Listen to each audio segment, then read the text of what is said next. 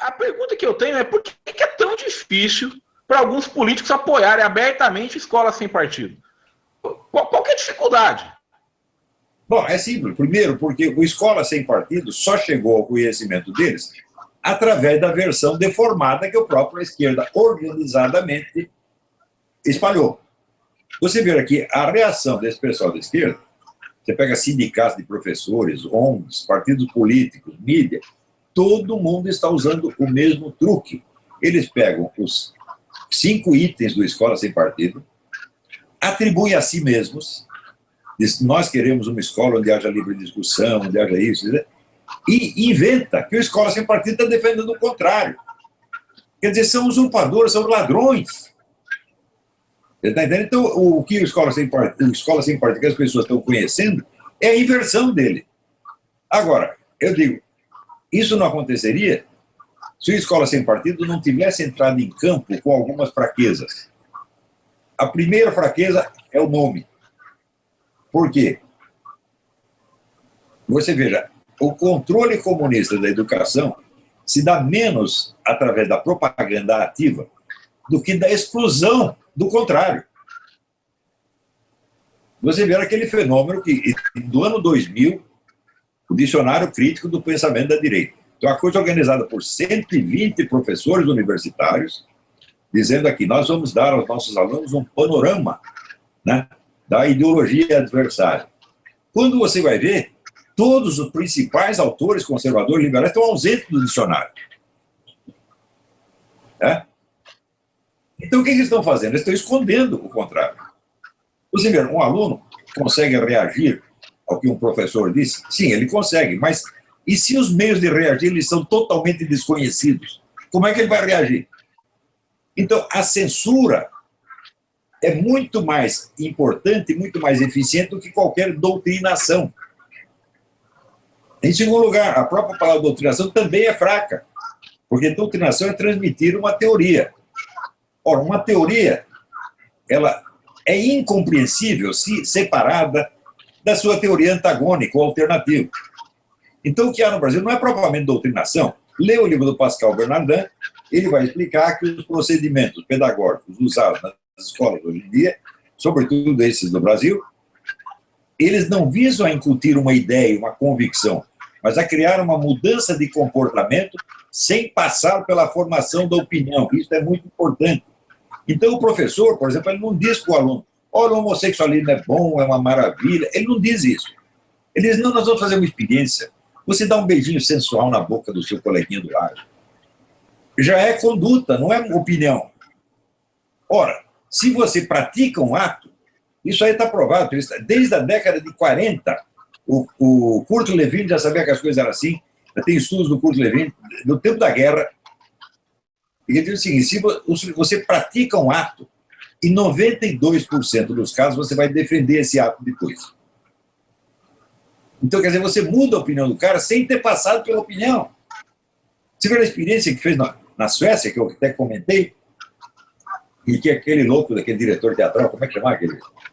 Do Rio de Janeiro, do Brasil, com o nome inglês? Não. Esqueci o nome do cara. Achou uma maravilha a experiência. É o seguinte, professores, olha, vocês ficam... Gerald Thomas. Gerald Thomas achou lindo. Né? Um professor sueco chegou com a classe universitária e disse, olha, vocês não podem ficar esse negócio, discutindo o homossexualismo e tal, sem você ter nenhuma experiência. Então nós vamos fazer uma experiência. Você vai praticar sexo oral com o seu vizinho da sua carteira e vai engolir. E depois você faz um relatório. Você acha que alguém teria a coragem de dizer, olha, isto foi uma merda, você me expôs a um vexame, tá certo? Fui sacaneado, sou um idiota. Ninguém ia fazer. Então, todo mundo achou linda a experiência depois de fazê-la. É muito simples, né? Então, você induz comportamentos sem passar pela formação de opinião. Então, chamar isso de doutrinação é embelezar a coisa. Você está entendendo? Doutrinação havia no Partido Comunista nos anos 50. O que eles estão fazendo hoje é uma coisa de muito mais profundidade e de muito maior perversidade. Uma coisa praticamente infalível.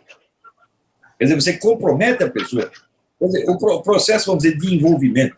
Você vê que essas seitas criminosas, tipo Rajneesh, Reverendo Dumont, etc., elas sempre faziam isso, envolviam o sujeito em alguma atividade ilícita para que ele se transformasse em cúmplice, portanto, em defensor da seita. Isso foi testado no mundo inteiro e funciona pra caramba. Por que você acha que tanta gente, né, ajudou o PT a montar o Mensalão, o Petrolão, etc., e defendeu isso aí até o fim?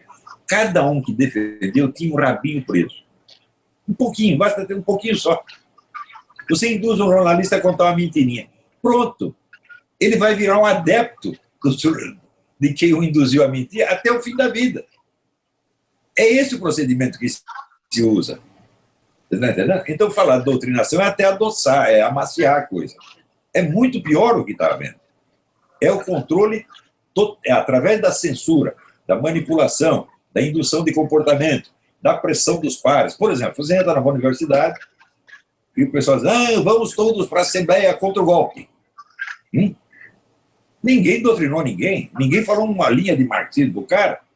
Se você disser não vou, pronto, você já virou um réprobo, um maldito, um fascista, etc, etc. Quantos vão ter a coragem de perder o apoio dos seus pares, da sua geração, dos seus amigos queridos, para ficar contra?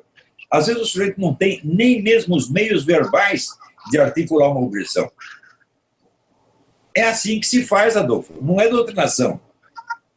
É imposição de padrões de conduta. E, ao mesmo tempo, a censura, a exclusão da opinião. Exclusão total, digo eu, da opinião adversária. Por exemplo, você me mostra aí alguma universidade brasileira onde o pensamento cristão conservador seja exposto com honestidade, com liberdade. Não tem nenhuma. Você me mostra um jornal onde tenha um articulista cristão conservador.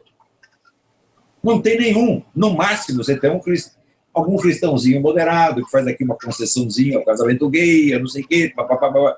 Todo mundo querendo parecer bonzinho. Isso não é doutrinação. Isso é controle comportamental, isso é engenharia social. É disto que nós somos vítimas. Um processo muito mais grave, muito mais profundo, muito mais letal do que qualquer doutrinação ou propaganda. Então, eu achava desde o início que o movimento tem que se chamar Escola Sem Censura. Porque o que os caras estão falando não é doutrinar. Eles estão tapando a nossa boca, eles não nos deixam falar. Eu recebo milhares de cartas de estudantes que se queixam. Olha, eu falei não sei o que na aula, o professor me boicotou, me botou para fora, me humilhou em público, ameaçou de acabar com a minha carreira. São milhares. Quer dizer, o processo de propaganda é ínfimo comparado com o processo de censura. Tá? Então, nós estamos lidando com pessoas infinitamente malignas. Tá entendendo? Agora, esses críticos, entre aspas, do Escola Sem Partido, no meu entender, todos têm de ser processados por crime de difamação.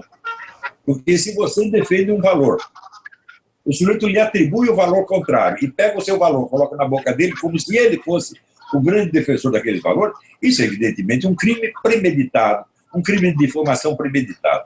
Eu acuso disso publicamente o ex-ministro da Educação, Renato Menino Ribeiro. Ele quer dar a ideia o seguinte, o Escola Sem Partido quer obrigar as escolas a ensinar que o mundo foi criado em 7 dias. Onde que ele leu isso? Isso é invenção difamatória? Isso não é um adversário ideológico, isso é um criminoso. Isso é um criminoso. Esse cara tinha que ser expulso do magistério depois de fazer isso. E note bem, faz essas coisas, mas sempre posando de isentão, de superior, sempre falando manso. Todos eles falam manso. Esse aí, o Leandro Carnal, o Clóvis de Barro, todos falam manso. Entendeu? Característica, fala manso é característica do criminoso, meu Deus do céu. Você fala manso e bonitinho porque você tem um crime a esconder. Eu não tenho nada a esconder, posso aqui te mandar tomar no cu a hora que eu quiser. Entendeu? Tem até pesquisa de que as pessoas que falam palavrões são mais honestas que as outras. É claro que são. Eu não tenho nada para esconder, meu Deus do céu. Esses caras têm tudo a esconder. Então tem que ter aquela cortina de fumaça, aquela polidez, aquele fala manso, fala bonito. Todos eles têm isso. É Renan Janeiro Ribeiro, é Leandro Carnal, toda essa gente. Né? Professor, Ora, por exemplo, teve uma senhora que disse, com essa escola sem partido, eles vão até censurar romances. Por exemplo, o romance do Dom Casmurro fala de um adultério, escola sem partido vai querer censurar. Olha, até hoje só quem quis censurar obras de literatura foi o pessoal da esquerda. Querendo censurar Monteiro Lobato, Machado de Assis, foram eles que fazem. Então, eles estão fazendo aquela máxima do Lenin. Né? Acuse-os do que você faz, xingue-os do que você é.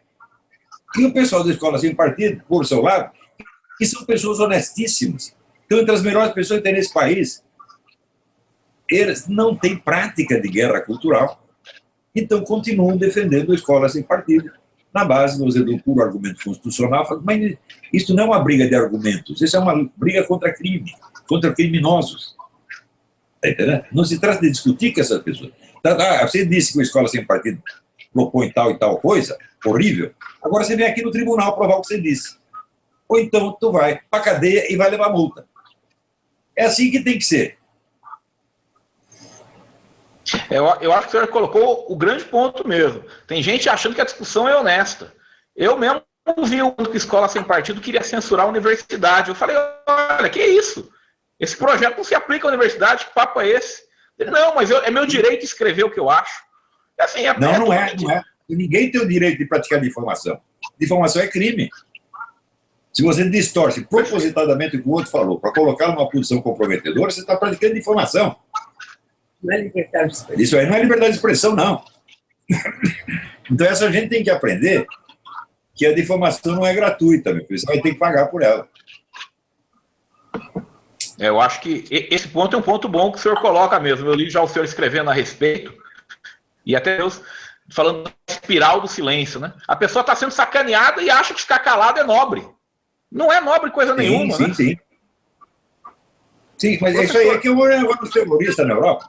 Ficava lá, invade a igreja, mata o padre, daí chega lá o bispo, mas não, nós temos que zelar pela fraternidade, pela tolerância, são nossos irmãos. Depois pode ser seu irmão, meu não é não. Você vê, na parábola do bom samaritano, quem que é o próximo do sujeito? É aquele que o socorre, não é aquele que o sacaneia. Jesus não. Até aquele homem que foi assaltado, está lá todo machucado. Daí passa o parente dele, não liga. Passa o homem da cidade dele, não liga. Passa o padre, não liga. Daí vem um desconhecido de uma cidade. Samaria tem a péssima. Samaria era que nem o Morro da Rocinha, você está entendendo? Passa o cara de Samaria e ajuda o cara. E daí Jesus diz: quem é o próximo? Este é o próximo. Aquele que te socorreu, que te estendeu a mão. Você está entendendo? Os outros, ele não diz todos são próximos dele. Não. Bom, aí é o seguinte, vamos dizer, são personalidades inteiras que se estruturam com base nisso. Eles, como não tem, não recebe de casa, da escola, da cultura ambiente, valores suficientes para se colocar de pé, eles procuram uma coisa que os coloca de pé. Você vê que quando o sujeito adere, por exemplo, aderiu aí ao ISIS, né? Metem-lhe um turbante na cabeça, diz para ele fazer a declaração pública de que lá ilaha illallah, Muhammad Rasulullah, pronto, ele já tem uma identidade. Entendeu? O comunismo sempre foi um fator estruturante. Você vê, no Brasil existe um político cujo nome é Toninho do PT. Quer dizer, o partido já se incorporou ao nome dele. Você vê que isso aí não é adesão política, isso é uma reestruturação da personalidade a partir do grupo político. E o grupo político passa a assumir uma função que seria da escola, da igreja, né, da comunidade local, etc, etc. Então são pseudo-identidades, são personalidades inteiras construídas com base nesse teatrinho, tá certo? Personalidades absolutamente falsas, que vivem desse fingimento e que por isso mesmo tem que mentir o tempo todo. Quer dizer, são dois fenômenos diferentes. Quer dizer, o fingimento é um negócio geral, a estrutura geral. E a mentira é a manifestação pontual disso. Quer dizer, um fingimento existencial total, ele prolifera em milhares de mentiras. E não é que as pessoas acreditam nas coisas porque acham que é verdade. Não, elas acreditam sabendo que é mentira, acreditam porque é mentira. É claro que é um sintoma patológico, quer dizer, a preferência pela mentira. Eu não quero este mundo, né? Eu quero um outro mundo, eu quero um outro mundo possível. Então, alguém lhe oferece um mundo fictício, o sujeito adere àquilo, e aquilo passa a ser a base dele. Você vê, Karl Marx tinha a expressão: nós vamos fazer a crítica radical de tudo quanto existe. Presta atenção, ele não falou a crítica da atual sociedade, a crítica do capitalismo, não. É a crítica radical de tudo quanto existe, o universo inteiro. É a revolta contra o universo inteiro, contra a estrutura da realidade. Então, daí você cria uma estrutura fictícia e as pessoas começam a aderir. Por quê? Porque elas estão à solta, não têm base suficiente para estruturar a sua vida, então começa a reestruturar com base nessa mentira, que é apoiado por todo o grupo de referência. Né? Professor, outra dúvida que tem nessa mesma linha é o seguinte: quando você pega Hitler, um tremendo canalha, mas ele sempre disse o que ia fazer. Ele escreveu o que ia fazer. Ninguém pode dizer que ele ia fazer.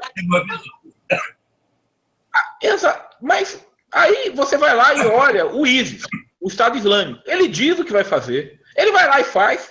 Mas por algum motivo as pessoas não conseguem acreditar que a pessoa que diz que vai acabar com você vai realmente acabar com você. Porque é ruim demais e o efeito paralisante do medo. Né? Você veja, eu tinha um aluno que era um judeu. O pai dele, na Alemanha, disse o seguinte: em 1933, ele disse: se esse filho da puta ganhar a eleição, eu vou embora. E foi, o Hitler ganhou a eleição, ele foi para o Brasil. A família inteira achou que ele era louco. Todos morreram. Ele foi o último que sobrou. Único. Né? Porque o medo era tão grande que eles não queriam pensar no assunto. Quer dizer, a ameaça é feia demais. Então, não deve ser isso, deve ser força de expressão, é figura de linguagem. Figura de linguagem é uma pinóia. O cara falou: eu vou dar uma solução final para os caras. Né? O que é solução final? É o que tem em bula de remédio: êxito letal. Êxito letal quer dizer que você vai bater as botas, meu filho.